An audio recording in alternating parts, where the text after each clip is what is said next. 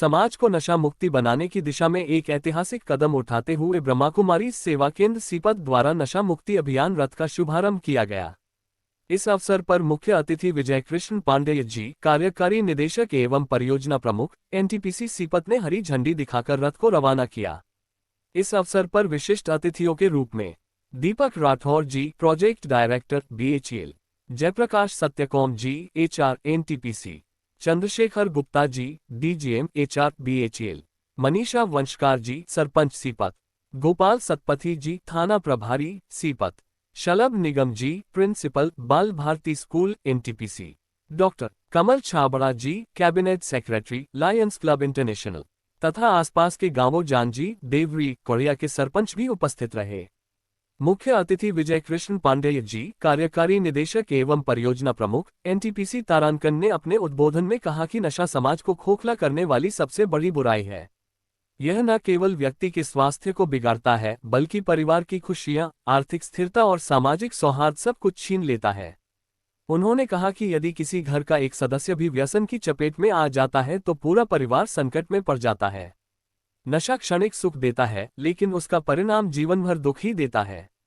इससे शरीर बीमार होता है, घर की शांति भंग होती है और समाज में अपराध भी बढ़ते हैं।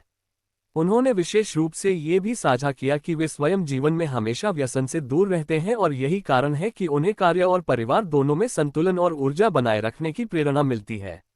उन्होंने कहा कि यदि हर व्यक्ति व्यसन मुक्त जीवन जीना शुरू कर दे तो स्वास्थ्य व्यय घटेगा, परिवार सुखी होगा और समाज समृद्ध बनेगा। श्री पांडेय ने आगे कहा कि ब्रह्माकुमारीज का यह नशा मुक्ति रथ अभियान केवल जागरूकता का साधन नहीं बल्कि समाज को नई दिशा देने का प्रयास है। इससे लोगों को यह समझने का अवसर मिलेगा कि असली आनंद नशे में नहीं बल्कि स्वच्छ और स्वस्थ जीवन शैली में है। विशिष्ट अतिथि दीपक Rathore ji, project director BHEL, तारांकन ने कहा कि व्यसन एक ऐसी बुराई है जो चुपचाप व्यक्ति और परिवार दोनों को बर्बाद करती है। सामूहिक प्रयास ही इसका समाधान है। जयप्रकाश सत्यकौम जी, एचआर एनटीपीसी, तारांकन ने कहा कि नशा कार्यक्षमता घटाता है और मानसिक संतुलन बिगाड़ता है। इस अभियान से समाज को सही दिशा मिलेगी। Chandrashekhar Gupta ji, DGM HR BHEL, तारांकन ने युवाओं और ग्रामीणों को जागरूक करने की आवश्यकता पर बल दिया। मनीषा वंशकार जी, सरपंच सीपत, तारांकन ने कहा कि रथ अभियान गांव-गांव जाकर महिलाओं और परिवारों को नशामुक्त जीवन का संदेश देगा। गोपाल सतपथी जी, थाना प्रभारी सीपत, तारांकन ने कहा कि अधिकांश अपराधों की जड़ व्यसन है। यदि नशा समाप्त हो जाए तो अपराध भी स्वतः घट जाएंगे। अपना अनुभव साझा करते हुए कहा कि पिछले 8 माह से पूरे सीपत क्षेत्र में नशा विरुद्ध अभियान चला रहे हैं जिसका बहुत सकारात्मक परिणाम मिला है।